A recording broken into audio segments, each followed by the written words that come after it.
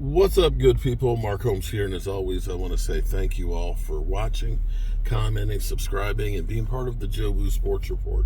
Without you guys, as well as you ladies, you know that this literally does not work. I hope everybody's having a great day. It's finally freaking Friday, and it's cold as a witch's tit. Cold as a tit.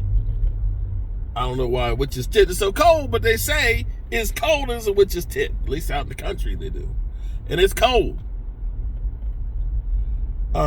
We have some breaking news, which this is a quarterback whose career may be in jeopardy. Wow.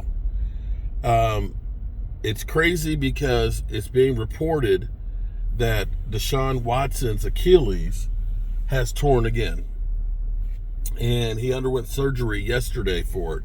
And so now you're sitting here looking and saying his 2025 season is in jeopardy. The Cleveland Browns have restructured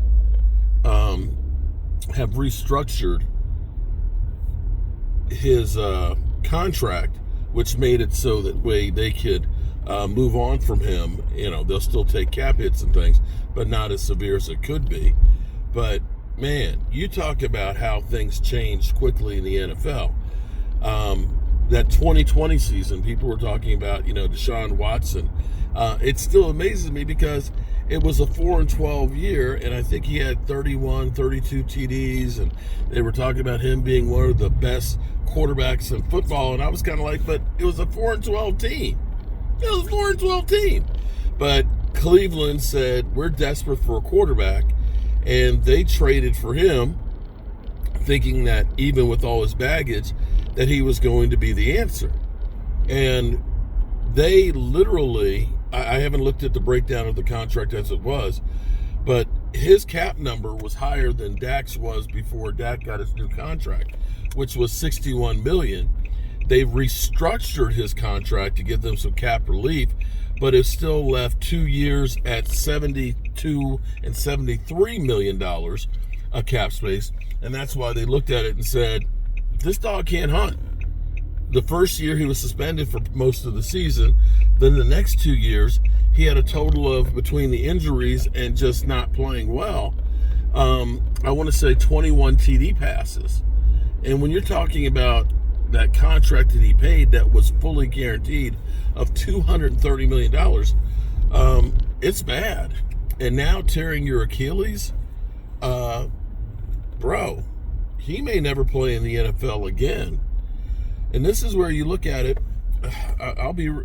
I guess it's a double-edged sword, because you looked at Cleveland going all in to get DeShawn Watson, and it definitely didn't pay out for him. I still think some of that is, it doesn't matter who you get if you're Cleveland as a quarterback, be it a veteran or drafting. Bad things just happen to quarterbacks in Cleveland.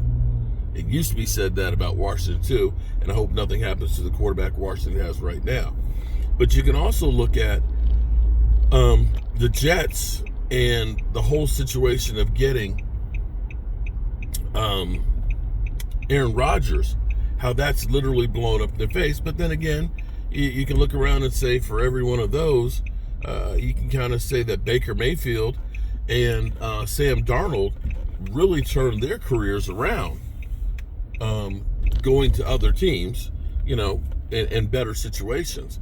So maybe it's not so much the player as it is the supporting cast and organization that's around that player. Wow.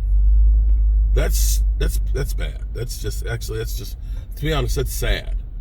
Although it's not like he hasn't made money. Hopefully he was wise with his money and he wasn't in the club just getting tipsy and giving all his money away, because that money that he's made has got to last him for the rest of his life. And when you get used to having a lifestyle of tons and tons of money, when you're not bringing it in anymore, it gets to be difficult. Alrighty, good people. I'll talk to you soon. Peace.